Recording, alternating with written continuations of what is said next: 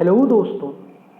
तो चलिए आज बात करते हैं हम कि कैसे ध्यान रखेंगे हाइड्रोजन ऑक्सीजन ईंधन सेल में होने वाली अभिक्रियाओं को। वीडियो बहुत ही सिस्टमेटिक तरीके से तैयार की गई है, आप लास्ट तक देखें, आपको अभिक्रियाएं हमेशा के लिए याद हो जाएंगी। तो चलिए बिना समय गंवाए आज की इस वीडियो को स्टार्ट करते हैं। दोस्तों, आप जानते हैं कि किसी भी सेल में दो प्रकार की अभिक्रियाओं को ध्यान रखना होता है, जिसमें से एक तो होती है एनोड अभिक्रिया और दूसरी होती है कैथोड अभिक्रिया। तो ठीक इसी प्रकार से हाइड्रोजन ऑक्सीजन ईंधन सेल में भी हम दो प्रकार की अभिक्रियाओं को याद करेंगे।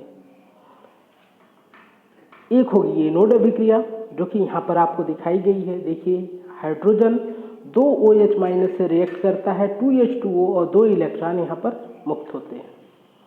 और दूसरी अभिक्रिया आप ध्यान रखेंगे कैथोड अभिक्रिया।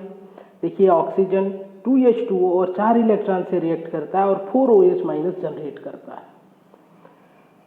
आज की इस वीडियो में हम यही सीखने वाले हैं कि कैसे आसानी से इसको ध्यान में रखें और अपने एग्जाम में सही से लिख के आए। एक बात और भी आपको पहले से पता है कि यदि किसी सेल की एनोड अभिक्रिया और कैथोड अभिक्रिया को ऐड किया जाए तो हमको सेल अभिक्रिया प्राप्त होती है। तो चलिए इसको जोड़ के सेल अभिक्रिया प्राप्त करते हैं और उसके बाद हम याद करने की कोशिश करेंगे एनोड अभिक्रिया को और कैथोड अभिक्रिया को। देखिए, यहाँ पर जोड़ने से पहले एक बात ध्यान रखें आप कि इलेक्ट्रॉनों की संख्या को इस अवस्था में करेंगे, ऐसी संख्या पर रखेंगे कि आपस में कैंसिल हो जाए। ये क्लास 11th में भी मैंने आपको समझाया है कि जब भी ऑक्सीकरण अभिक्रिया और एक अपचयन अभिक्रिया को आप जोड़ें जिनमें इलेक्ट्रॉन उपस्थित हैं, तो इलेक्ट्रॉनों का कैंसिल होना जरूरी होता है। यहाँ पर देखिए, 4 इलेक्ट्रॉन रिएक्टेंट साइड में है, 2 इलेक्ट्रॉन प्रोडक्ट साइड में है, तो कैंसिल नहीं हो रहे हैं पूरी तरह, 2 इलेक्ट्रॉन इधर बच जा रहे हैं। तो इसके लिए कि इलेक्ट्रॉन पूरी तरह से कैंसिल हो जाए, हम एनोड अभिक्रिया में 2 से गुणा कर देते हैं। तो 2 से गुणा करने के बाद हमको एनोड अभिक्रिया का एक नया रूप प्राप्त होगा और वो हो जाएगा, देखिए यहाँ से 1 का 2 में मल्टीप्लाई कर दिए 2H2O, 2 2 जा 4 OH- और यहाँ से 2 2 जा 4 H2O और 2 2 जा 4 इलेक्ट्रॉन। बात क्लियर है। अब इस एनोड अभिक्रिया को कैथोड अभिक्रिया के साथ हम जुड़ेंगे क्योंकि इसी में इलेक्ट्रॉनों की संख्या बराबर है। तो ऊपर वाली एनोड अभिक्रिया जो है वो हमारे फिलहाल काम की नहीं है, तो इसको हम हटा देते हैं और बाकी इन दोनों को हम जोड़ते हैं। तो जोड़ते समय जो भी ऐसे पदार्थ होंगे जो रिएक्टेंट और प्रोडक्ट साइड में हो और कैंसिल हो सके, उसको कैंसिल कर लेंगे। तो देखिए, यहाँ पर 4 इलेक्ट्रॉन है प्रोडक्ट में और 4 इलेक्ट्रॉन रिएक्टेंट में, तो इलेक्ट्रॉन से ये इलेक्ट्रॉन कैंसिल, साथ में OH- आयन जो है ये भी कैंसिल हो रहे हैं। यहाँ पे रिएक्टेंट में, यहाँ पे प्रोडक्ट में है और यहाँ पे 2 H2O है, तो इसको भी हम कैंसिल कर सकते हैं यहाँ के H2O से, लेकिन क्योंकि यहाँ पे 4 H2O है तो 2 H2O बच जाएगा। क्लियर है। अब बाकी कुछ कैंसिल होने वाला नहीं है, तो बाकी जो बचा है उसको हम लिख लेंगे। तो देखिए, यहाँ से मिला हमको 2H2, यहाँ से O2 और प्रोडक्ट साइड में सब कुछ कैंसिल हो चुका है, बस यही 2 H2O बचा है। तो ये एक नई अभिक्रिया मिली, क्योंकि ये एनोड अभिक्रिया और कैथोड अभिक्रिया को जोड़ के प्राप्त की गई है, तो इसलिए इसको हम कहेंगे सेल अभिक्रिया। बात क्लियर है। तो सेल अभिक्रिया तो आपको ध्यान रखना नहीं है, मतलब याद नहीं करना है, क्योंकि जब जरूरत होगा तो आपको यदि एनोड अभिक्रिया कैथोड अभिक्रिया आती है तो आप उसको जोड़ के प्राप्त कर सकते हैं। और एग्जाम में इससे ज़्यादा, यानी सेल अभिक्रिया से ज़्यादा जरूरी होता है एनोड अभिक्रिया और कैथोड अभिक्रिया को लिखना। तो विशेष रूप से हम इन्हीं दोनों पर ध्यान देंगे और याद करने की कोशिश करेंगे। तो चलिए अब याद करते हैं कि कैसे ध्यान में रखेंगे, इस बात को समझते हैं और याद करते हैं एनोड अभिक्रिया और कैथोड अभिक्रिया को। दोस्तों, एनोड अभिक्रिया और कैथोड अभिक्रिया को ध्यान में रखने के लिए आप ईंधन सेल में होने वाली, या फिर आप कहें हाइड्रोजन ऑक्सीजन ईंधन सेल में होने वाली सेल अभिक्रिया को याद रखें। और सेल अभिक्रिया को याद रखना बहुत ही आसान है। आप जानते ही हैं कि हाइड्रोजन ऑक्सीजन ईंधन सेल में हम हाइड्रोजन और ऑक्सीजन गैस का प्रयोग करते हैं, और आप ये भी जानते हैं यदि हाइड्रोजन और ऑक्सीजन गैस की रिएक्शन कराएं तो H2O बनेगा। बैलेंस कर दें तो 2H2O plus O2 2H2 plus O2 2H2O हो जाएगा। बात क्लियर। यदि इतना आप ध्यान रखते हैं तो इसी से आप डेराइव कर सकते हैं एनोड अभिक्रिया और कैथोड अभिक्रिया को। कैसे डेराइव करेंगे, बहुत ही सिस्टमेटिक तरीके से बताया जाएगा, बस ध्यान से देखते रहें। दोस्तों, आप जानते हैं कि ये जो अभिक्रिया है यह सेल अभिक्रिया है और कोई भी सेल अभिक्रिया हमेशा रेडॉक्स अभिक्रिया होती है।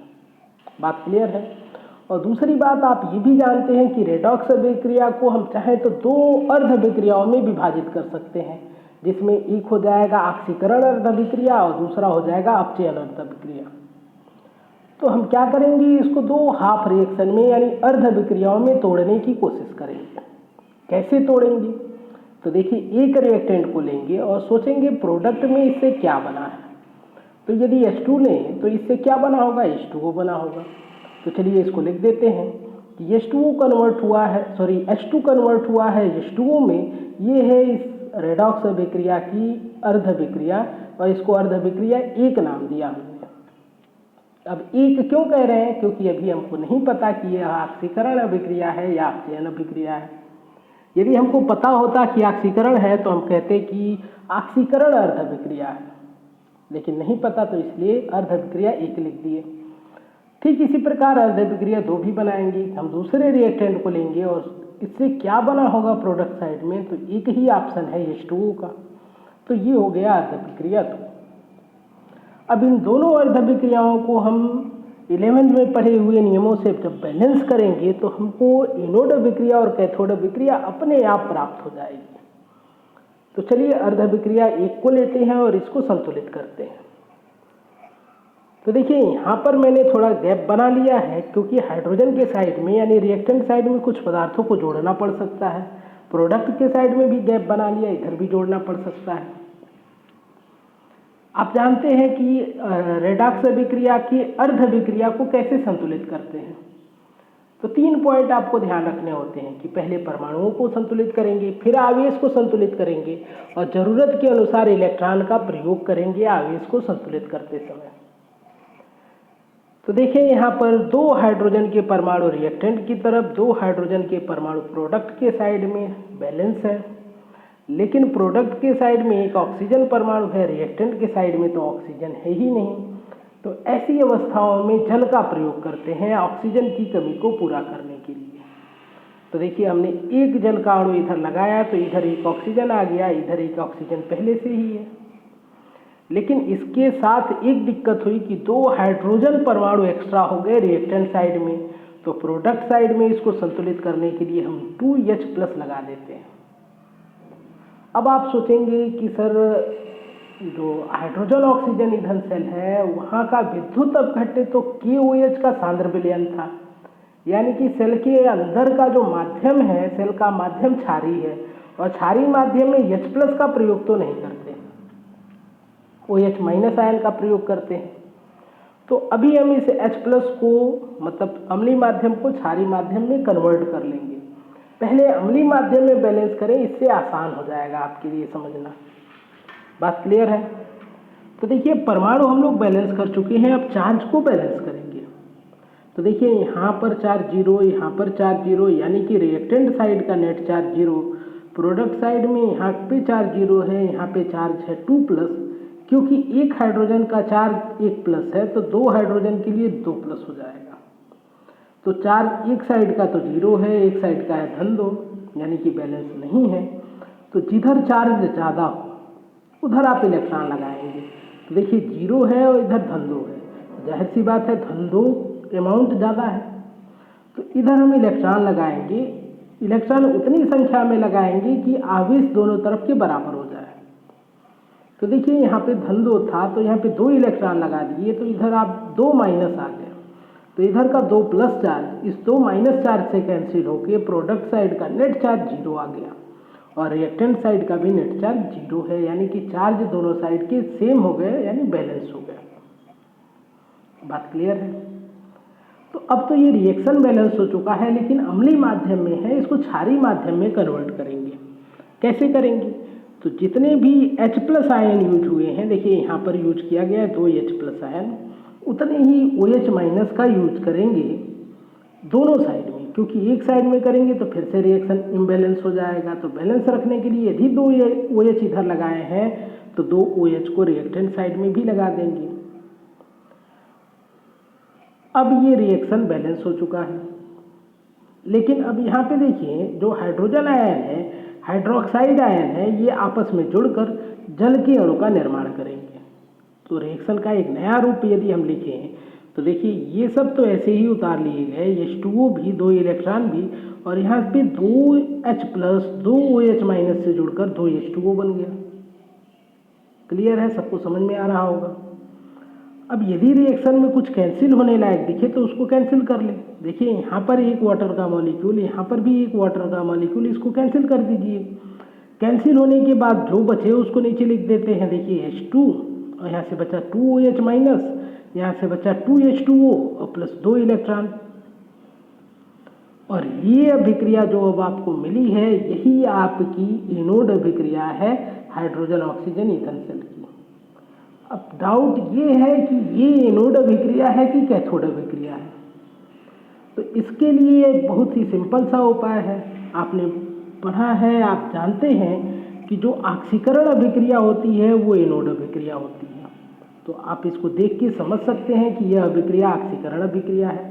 तो ऑक्सीकरण अभिक्रिया है तो नो डाउट एनोड अभिक्रिया है। अब ऑक्सीकरण अभिक्रिया है ये कैसे आपको पता चला? तो जब इलेक्ट्रॉन आपको प्रोडक्ट साइड में जुड़े हुए दिखें तो ऐसी अभिक्रिया को ऑक्सीकरण अभिक्रिया कहते हैं। ऑक्सीकरण को डिफाइन आपने किया था कि इलेक्ट्रॉन त्याग करने वाली अभिक्रियाएं, ऐसी अभिक्रियाएं जिसमें इलेक्ट्रॉन त्याग होता हो, ऑक्सीकरण अभिक्रियाएं होती हैं। और जब भी इलेक्ट्रॉन त्याग होता है तो इलेक्ट्रॉन जुड़ा हुआ दिखता है आपको प्रोडक्ट साइड में, यानी उत्पाद की तरफ। तो यहाँ पे उत्पाद की तरफ 2 इलेक्ट्रॉन दिखाए गए हैं, यानी कि यह अभिक्रिया ऑक्सीकरण अभिक्रिया है, तो एनोड अभिक्रिया है। यदि एनोड अभिक्रिया डेराइव करना आप सीख गए तो ठीक इसी पैटर्न पे आप कैथोड अभिक्रिया को भी डेराइव कर सकते हैं। तो चलिए मैं जल्दी से बता देता हूँ आपको। तो देखिए, ये है दूसरी अर्ध अभिक्रिया। बैलेंस करने के लिए देखिए यहाँ पर हमने गैप बना लिया। देखिए, एक यहाँ पर 2 ऑक्सीजन, यहाँ पे 1 ऑक्सीजन, यानी कि प्रोडक्ट साइड में ऑक्सीजन की कमी है। ऑक्सीजन की कमी को पूरा कैसे करते हैं? वाटर लगा के, जल लगाकर। तो जल का एक अणु लगा दिया गया है।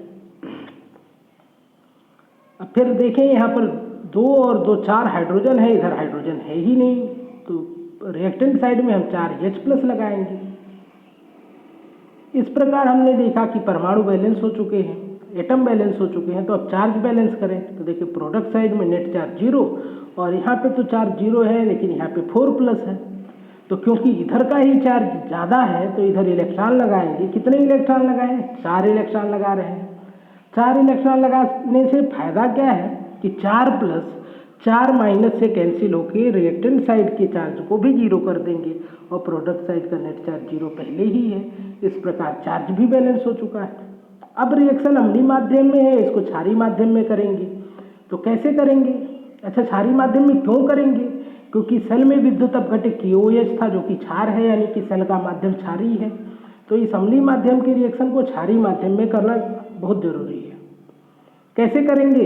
तो देखिए, यहाँ पर 4 H प्लस लगाए गए हैं, तो यहाँ पे 4 OH माइनस लगाएंगे, और यदि एक तरफ लगाए तो दूसरे तरफ लगाना ही पड़ेगा। तो दोनों तरफ हमने 4 OH लगा दिया, रिएक्शन में कोई अब चेंज नहीं होगा। अब यहाँ पे 4 H प्लस 4 OH माइनस से जुड़ जाएंगे, और जुड़ के 4 जल के अणु बना लेंगे। तो रिएक्शन का एक नया रूप यदि लिखे तो ऑक्सीजन हो गया, 4 H2O, 4 इलेक्ट्रॉन यहाँ वाले, और बाकी ये सब पहले से ही हैं। यहाँ पर 1 H2O, यहाँ पर 1 H2O, दोनों को जोड़ के इकट्ठा कर दिए हैं, 2 H2O लिख दिए हैं। क्लियर है? अब कुछ कैंसिल होने वाला दिखे तो कैंसिल कर दो। तो देखो, यहाँ पे 2 H2O, यहाँ के 4 H2O से कैंसिल होगा, लेकिन 2 H2O बच जाएगा, जिसको यहाँ पे ऊपर मैंने दिखाया है आपको। अब बाकी जो बचा है इसको लिख लेते हैं।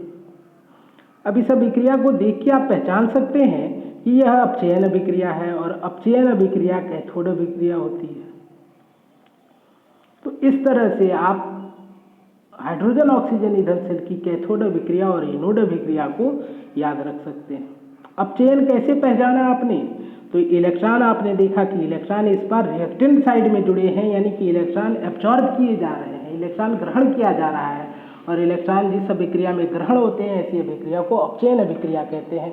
और यदि आपने पहचान लिया चयन अभिक्रिया तो आप नो डाउट क्लियर हो जाएंगे कि कैथोड अभिक्रिया है।